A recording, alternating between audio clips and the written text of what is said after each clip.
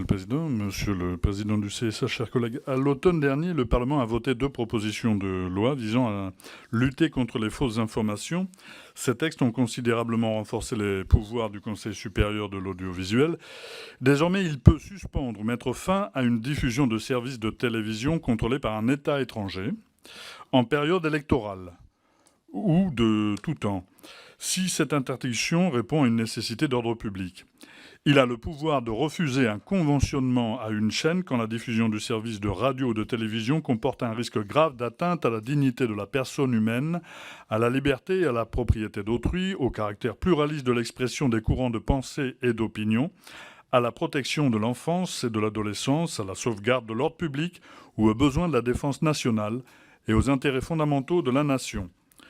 Ces textes lui attribuent également une nouvelle prérogative de suspension d'un média qui porte atteinte aux intérêts fondamentaux de la nation ou participe à une entreprise de déstabilisation en période électorale, 3 mois avant le scrutin et préélectoral.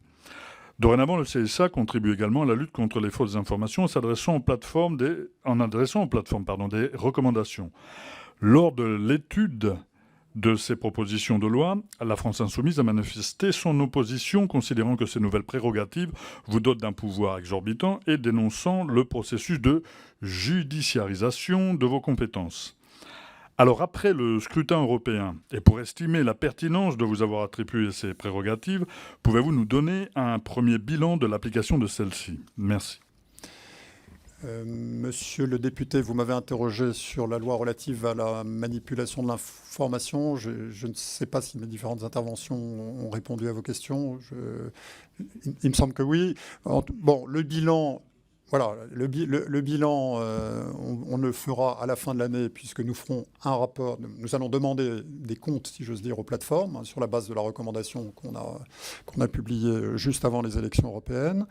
Donc on va les interroger au début de l'année prochaine, donc pour avoir le bilan de l'année sur toute une série d'items. On ira contrôler autant que possible sur pièce et sur place, comme on dit à la Cour des comptes, pour s'assurer voilà, que ce qu'ils nous racontent est sonnant et trébuchant, si je puis dire. Et nous ferons un rapport qui sera bien évidemment communiqué au Parlement et qui nous permettra, à vous comme à nous, de voir les points sur lesquels il faut encore améliorer les choses.